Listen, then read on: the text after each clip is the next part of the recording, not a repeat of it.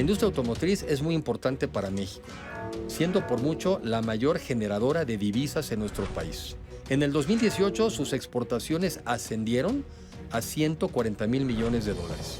Para ponerlo en contexto, las remesas ingresaron 33,600 millones de dólares, lo cual es menos de una cuarta parte de lo que trajo la industria automotriz.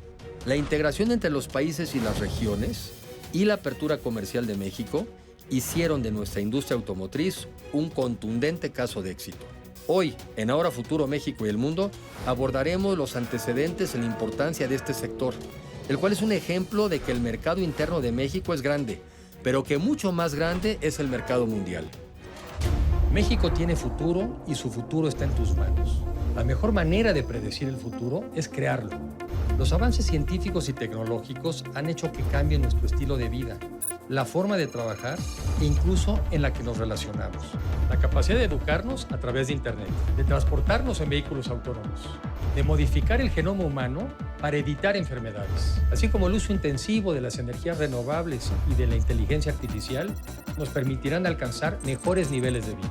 Pero ¿seremos capaces de incorporar a todos o generaremos sociedades más polarizadas? De esto se trata Ahora Futuro, México y el Mundo.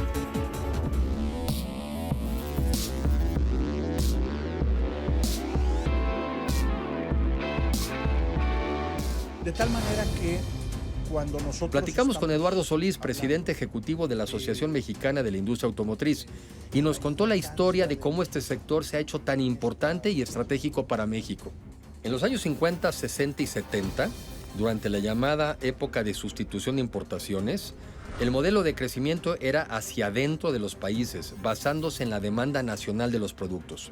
Los países teníamos entonces altísimas tarifas a la importación y también teníamos cuotas, siendo que en México todavía en los 80s, estas estaban por arriba del 100%. En ese ambiente cerrado estuvo la industria automotriz. El crecimiento se basaba en la limitación de las importaciones, fomentando la fabricación nacional de autopartes. Como lo señalaba Eduardo Solís, el modelo económico se agotó y también en la industria automotriz, porque esto dependía sobre todo de la demanda interna del país. Fue entonces en México cuando sucedió una abrupta caída de los precios del petróleo y el aumento significativo de las tasas de interés a nivel internacional, haciendo que nuestro país cayera en una de las crisis económicas más severas de los últimos tiempos, lo cual detuvo el desarrollo del mercado interno. Ante esta nueva realidad global, nuestro país y sus industrias ya no podían vivir solamente de venderle al mercado interno. Ya no pueden. Entonces transitamos un modelo de economía abierta, en el que nos incorporamos al entonces GATT, que en 1995 se convirtió en la Organización Mundial de Comercio. Nos incorporamos muy tarde, pues en el GATT ya estaban países como Cuba y muchos otros que estaban desde finales de la década de 1940 en que se creó. Otro ejemplo de que México tiene que adaptarse más rápidamente a los cambios constantes en el mundo. Desde esa apertura comercial, al sector automotriz le fue muy bien. Hace 30 años la industria automotriz representaba apenas el 5% del PIB de las manufacturas. A partir de entonces ha venido creciendo significativamente hasta alcanzar actualmente el 22% del PIB manufacturero. Por ejemplo, su PIB ha crecido 11% en promedio anual durante los últimos 10 años. Desempeño muy destacado. Actualmente la diferencia entre todo lo que exportamos y todo lo que importamos en el país genera un déficit de 14,000 millones de dólares. La industria automotriz, por el contrario, exporta mucho más de lo que importa, lo que genera un superávit de 83,000 millones de dólares. Sin este sector, el automotriz, el déficit comercial de México sería muchas veces más grande de lo que es ahora. Actualmente se producen 4.1 millones de vehículos al año en nuestro país. En 2018 rebasamos a Corea y alcanzamos el 6º lugar en el mundo en producción de unidades. También somos el 4º exportador de automóviles a nivel mundial. El sector automotriz no sería tan grande ni tan exitoso sin esa apertura económica que se inició hace más de 30 años. 88% de las unidades que fabricamos se exportan y solo el 12% son para el mercado interno. Sin el comercio internacional, la gran producción automotriz que hay actualmente en México no existiría y tendríamos que ajustar la planta laboral a una de mucho menor tamaño. En la industria automotriz tenemos un muy buen ejemplo de cómo México, al estar abierto al mundo, tiene muchas más posibilidades de progresar. Como resaltó Eduardo Solís, la venta de automóviles en el mercado mexicano se contrajo 7% en el 2018 y se está también contrayendo otro 7% en lo que va del 2019. La industria automotriz puede seguir creciendo y mantener sus importantes niveles de empleo precisamente gracias a que puede exportar. Este sector es el principal empleador de la industria de la manufactura. De manera directa, tenemos alrededor de 900,000 empleos, tomando en cuenta únicamente a las armadoras y a la industria de autopartes. Esto sin tomar en cuenta lo que son servicios y todo lo que está alrededor de la industria automotriz. Consideremos que por cada empleo directo se generan 5 indirectos, pero hay quienes dicen que podrían llegar a ser hasta 10 o 12 más. Además, esta industria paga 2.4 veces el sueldo promedio de las manufacturas, salarios considerablemente más altos que el promedio nacional. Adicional a buenos empleos, muchas divisas y generación de crecimiento económico, esta industria también ha traído innovación a México. Ha traído modelos de manufactura avanzada a nuestro país. Hace 20 años fortalecieron el concepto just in time, es decir, proveeduría suficiente y necesaria en las plantas en el momento correcto. También han traído el just in sequence, es decir, que no nada más necesitan esa proveeduría en sus plantas en el momento correcto, sino en la secuencia correcta. Porque cuando se fabrica, por ejemplo, una puerta de un automóvil, se inicia por la parte metálica, luego por los sistemas y luego por los vidrios. Eduardo Solís, abordando la historia de nuestra apertura comercial, inevitablemente nos habló de la relación comercial con nuestros vecinos del norte.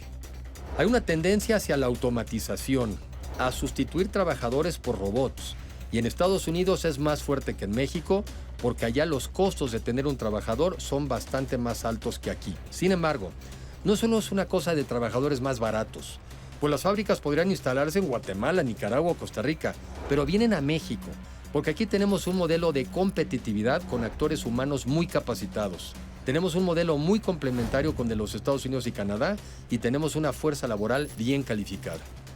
Somos complementarios y México es un factor muy importante para la competitividad de la industria automotriz en Norteamérica. México ha sido muy exitoso en la relación comercial con los Estados Unidos y Canadá. Basta con un par de datos proporcionados por Eduardo Solís. Nuestro país en 1993 y antes del TLC representaba el 7% de la producción de autos de Norteamérica, mientras que Estados Unidos representaba el 77% y Canadá el 16%. 25 años después, pasamos del 7% al 23% de la producción de autos en América del Norte. Estados Unidos cayó al 65% y Canadá cae al 11%.